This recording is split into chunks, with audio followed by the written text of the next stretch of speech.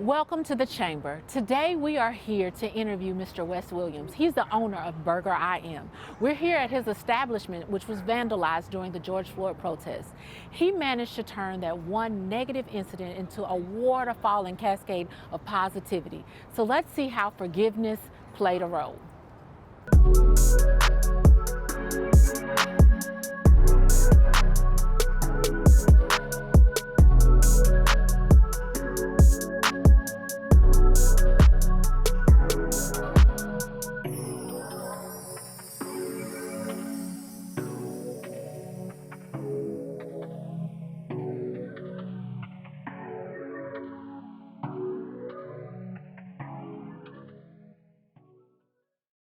Today we're here at Burger IM with Mr. Wes Williams.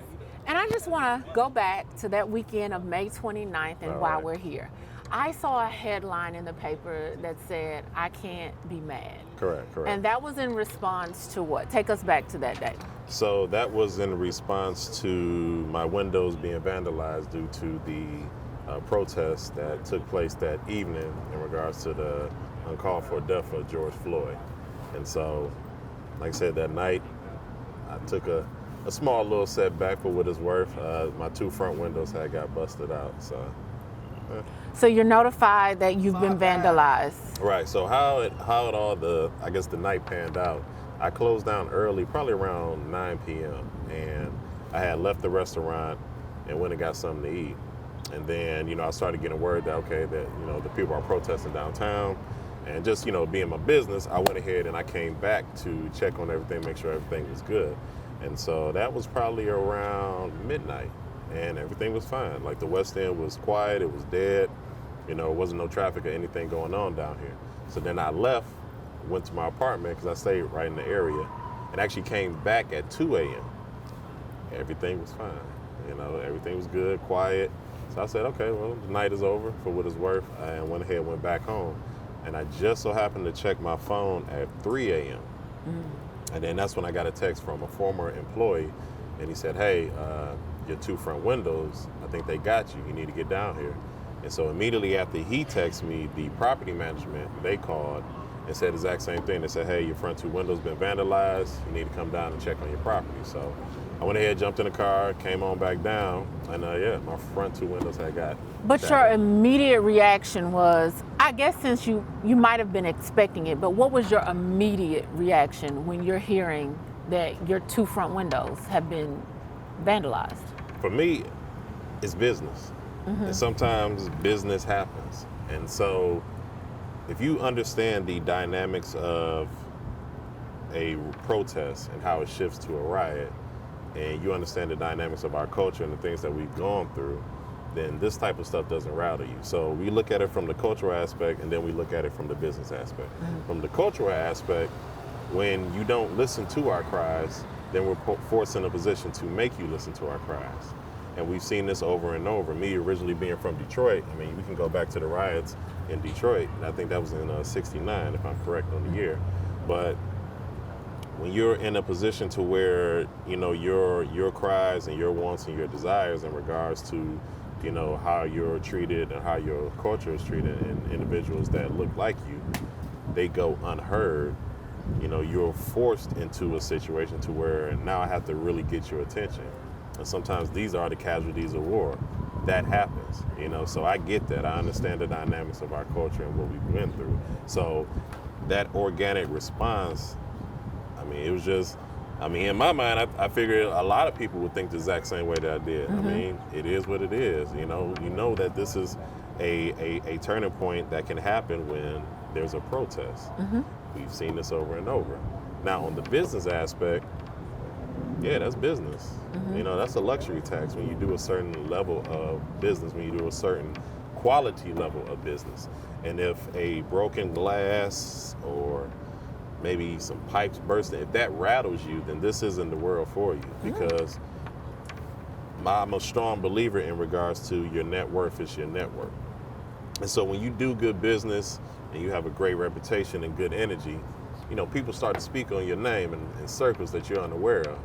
And you get the reputation of being a solid individual, solidified as a businessman. And so when you get in a jam, you send out an SOS, people are like, okay, yeah, I'm gonna help him because I know his personality, I know his reputation, and that's essentially what happened that night. The glass was broke. I mean, it's 3:30 in the morning. I'm like, I'm tired, but I start sweeping up glass. I picked the phone up. I made a call, and the company that I called, they said, hey, we can be out there maybe in 2 hours. I said, all right, cool. He said, if we're running late, we'll let you know. So just kind of, be patient. I said, all right, cool.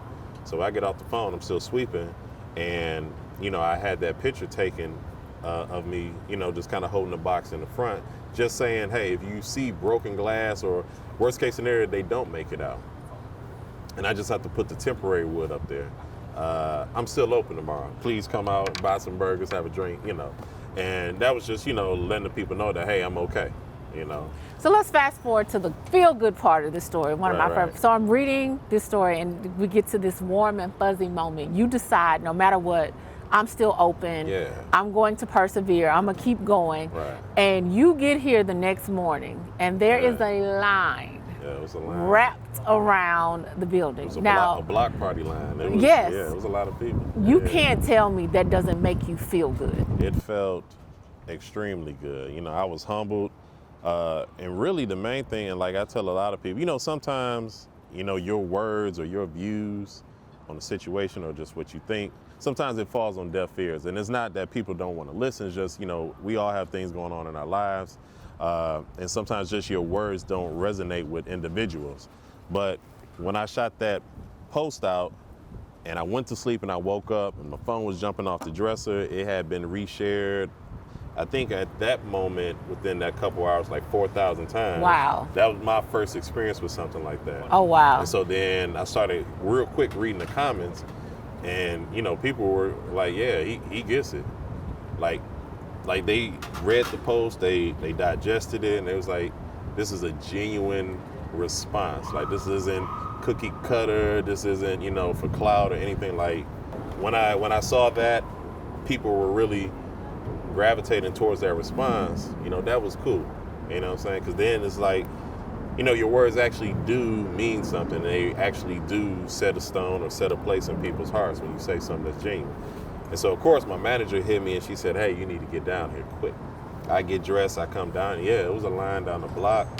It turned into a block party, and, really, it felt like the whole city came out and really just supported. And that was actually pretty cool because the ideology of really supporting black businesses and group dynamics and really circulating the dollar, like that was a snapshot of it, you know what I'm saying? So, yeah, I was humble. And I was telling you earlier, like, I didn't know if you were aware of this, but there were so many other positive movements and events that came from that one, isolated incident. There was a young man, Mr. Moon, who launched his... Shout out to Ezel. Yeah, Ezel Moon. He launched Yeah. his YouTube channel because he got an interview with a special guest who Right. came to see you that day. So that day in the line, Mr. Mark Cuban Mr. was Mark hanging Cuban. out. And I mean, literally, he was hanging out. He was in line, just chit-chatting with people, and he wanted a turkey burger, So at first, when it was brought to my attention that he was out there, it registered, but it didn't register. I was like, Mark, for real? And so then the gentleman was like, hey, yeah, check outside. And I look, and yeah, there's Mark standing in line, wanting some food. So that was actually pretty cool. And I went and talked to him, real nice guy. He came inside, ordered his food. He probably hung out for maybe about 2 hours. Oh, wow. Even FaceTime with my mom. You know Awesome. what I'm saying? That's good Yeah, stuff. it was just a good, feel good day. Like everybody was just hanging out and just supporting. So yeah, that was a first for me. And another positive movement, there were several Facebook groups and social media groups that were formed to support more Black-owned businesses during that time. Correct. What advice do you have for young entrepreneurs from that experience, what you learned?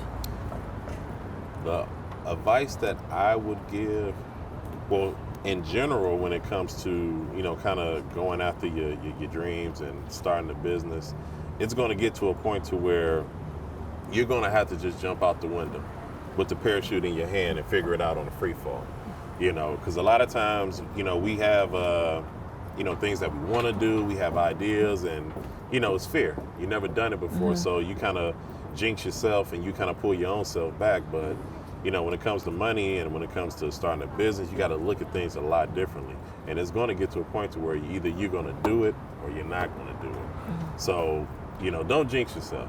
Just, once you get to that ledge, if you're solidified in, details of how you handle things and your morals and your values, and when it comes to business and being organized, jump.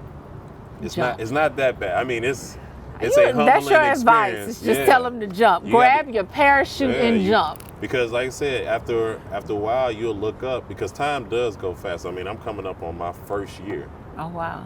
First year, or in the midst of all of this. And so you'll look back and it feels like it was a snapshot. It feels like I literally signed the paperwork January 26, 2018 for the franchise. And here we are right now. That was 2 years ago. Wow. But that time, it goes quick. So you don't want it to be a case where you say, I shoulda, woulda, coulda. You look up, it's 4 years, and now you're looking back like, man, it's 4 years. I could have, So yeah, my advice to any entrepreneur, once you got, your ducks in order, at a certain point, you just got to jump. You got to do it. And I want everyone to know, not only are you an entrepreneur, a business owner, but you are also a firefighter. Still running buildings. Yes. Just worked last night. Just got out work. We thank you for your time and coming out. So one last message. What can we as a community do to further support not just our first responders, but you also as a business owner? What can the community do to support more people like you? Essentially, one, just spread the word, because like I said, the power of word of mouth, it was big for me, and just exercise the art of group economics, because a lot of times when it comes to black businesses, there's so many hurdles that we jump before the key goes in the door and open, whether it's raising capital, whether it's dealing with good contractors, whether it's dealing with good realtors that's going to show you quality property. Like, there's so many hurdles. And when you really understand that and you see a business that gets open and it's sustaining for at least a year or two, like, you have to tip your hat to that, and by actually supporting them, I mean, you're aiding in the ideology of group economics, because like I said, our dollar needs to circulate at least 7 times within our circle before it goes out, and for a lot of us, this is how you start building generational wealth, outside of, if you have a family member or someone in your family that may have passed and had life insurance and they take care of, the generations under them, but when it comes to businesses, I mean, there's a step one, and this is how it starts. You start with one location, then that one turns into a few, and then you get a territory, and then from there, it grows and so forth. But yeah, I mean, word of mouth and just supporting black businesses. I mean, honestly, it's simple. I don't know why sometimes it comes off as this big task or this big hurdle, but if you know a black business, just support it. That's awesome. If you're hungry and this spot over here may not be a black business and this one may be, and not saying that this one is bad or anything like that, but if you understand the history with this one, you know what I'm saying? So maybe you got to drive an extra mile. It's worth it, trust me, in the long run, in the cultural long run. So. Well, that's great advice, and I can't be mad at that. There it is. Also, the only advice that I have for you now that we are, in-person friends as well as social media friends, I want to see you smile more. Okay. All right. And we thank you guys for tuning in to more of The Chamber. And just remember, one small, kind act can lead to so much more. True. Facts. Thank you so much for joining us at the Chamber Talk Show. We just finished talking with Wes Williams, who is the owner of Burger IM, and we're talking about forgiveness. So ladies, let's talk. Yes, let's talk. So this is one of my favorite interviews. Getting to talk to a business owner, talking about community, and just talking about one positive event that waterfalls into so much more positivity. And to me, that in essence is forgiveness. This event actually reminds me of everything that happened this summer, of course. I think many of us were angry. All of us were angry. We had the George Floyd incident. We had several other incidents prior to that. Then COVID hit. And so you have all these people that are dealing with so many things. And so the essence of forgiveness is love. And so we know love conquers a multitude. So that interview, talking to him, really brought back some really powerful things to my memory. That is something that we need to really, really focus on. Yes. One thing I gathered from it is forgiveness is for you. You know, forgiveness is not for the other person. So forgiveness is for you, meaning that you have to find it within yourself to be able to put everything that happened past you so you can move forward. So it won't be bottled in and you're upset and you're frustrated and it turns into bitterness. So if we can all start there with understanding that it starts with us, not what the other person does. Absolutely. And I didn't always get that lesson. It wasn't, I would say, probably later in my late 20s where I actually grasped that forgiveness is for you. I harbored a lot of anger after losing my dad. I was angry at God. I was angry at my circumstances that I was in. And the first thing that I had to do was forgive myself and let all of that go, because the only person that was holding back was me. So can you share some lessons on forgiveness? Well, I would say let's get real for a second, because forgiveness is hard. I mean, because I know I've been done wrong. People, you know, we've all had different situations where people A just crazy gotten ex under or two, yes. Exactly. So it's like, how do we move past that, especially when we know it's for ourselves to let go and to release that. But it is difficult to do. Oh no, it's not easy. It's definitely not easy, but I think it's one of the hardest yet most rewarding things you could ever do for yourself. Yeah. Because holding on to that negativity only breeds more negativity. And that's exactly what we're talking about. Like that one small positive thing that you can take from tragedy, that you can take from being wrong, it just waterfalls, it just cascades into more positivity. So, but it's by no means easy, but still one of the most rewarding things that you can do for your own mental health and your own peace of mind. And it comes from maturity. In fact, let's look at the questions. I know one of my followers sent a question when we did a poll, and the poll was actually, it talked about forgiveness. What's your question? Okay. So my question was, explain how you forgive a person that ultimately betrays you. It's extremely difficult, especially when you have covenant, you've been married, you know, I'm divorced. So it speaks volumes, but it's a daily walk. You have to continue to work on it until you feel that sense of healing. Because betrayal is, you know, it causes a lot of anger and it causes a lot of resentment. And then you also kind of see why people, you know, why they break, why they, you know, do things that, you know, go against the grain. And so again, it's a daily walk. For this person who asked me this question, his name was John. And so I would assume, obviously, that someone close to him, maybe it was a girlfriend or, you know, one of his spouses. But again, it's something that you have to just continually work on and focus on. So, and I would say even possibly get a therapist. Therapy is Possibly. Therapy works. Therapy, yeah, Right. yeah. I've had a therapist before on several occasions. So that's one of the biggest things. Daily work, and then possibly therapy. Okay. Well, my question is from Michael. It says, is it truly forgiveness if you are still angry with the person? Good question. Well, my take on that is, once again, forgiveness is for you, but you have to put things in perspective when you're dealing with people, because everybody is different and everyone has different personalities. So we look at, you know, how we were brought up, our backgrounds, our environment, and some people aren't capable of certain things based on their upbringings.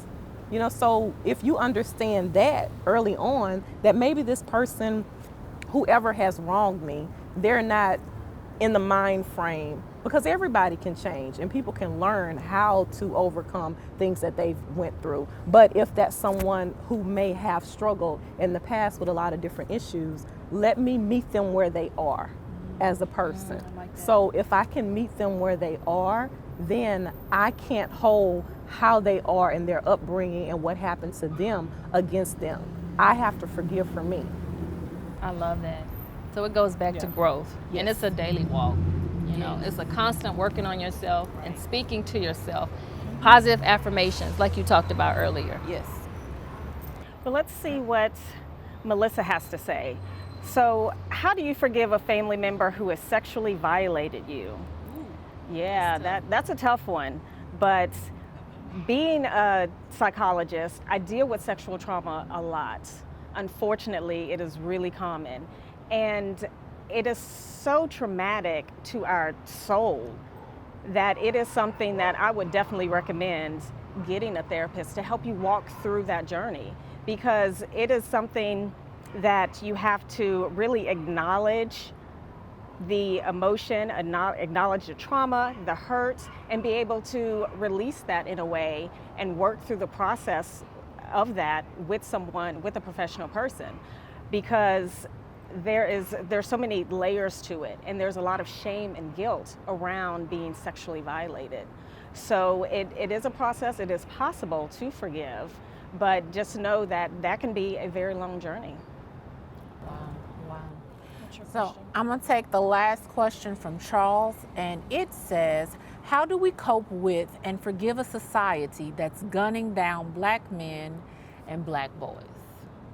And this touches home as a mother. Again, it goes back to what you said. It's not easy, but it's still one of the hardest and most rewarding things that you might do, because it's for you.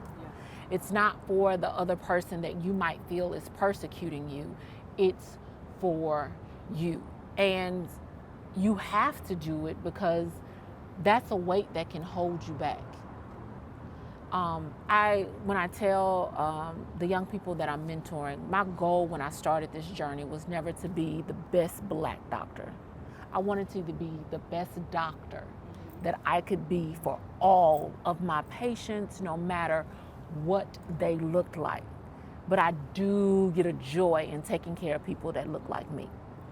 So I also tell people, I don't want you to be a good Black person. I want you to be a good person. I want you to be the best person that you can be, and you can't be that person holding on to negativity that you're not responsible for. I'm not responsible for racism. I may be a victim of it, but I'm not responsible for it. So I don't have to carry around that weight. So that's the only advice that I have in these very, very trying times, is be the best you that you can be for others and for yourself. And sometimes unburdening yourself is a daily process. Yes. Sometimes it's a minute by minute process of just letting go when you are constantly having microaggressions come at you, and just dealing with society and just dealing with our long history of racial trauma and everything that we've had to deal with. So it is just something that you have to keep at the front of mind, and really just give yourself compassion, and also knowing that you're not in this alone, and we can do this. We can do this together.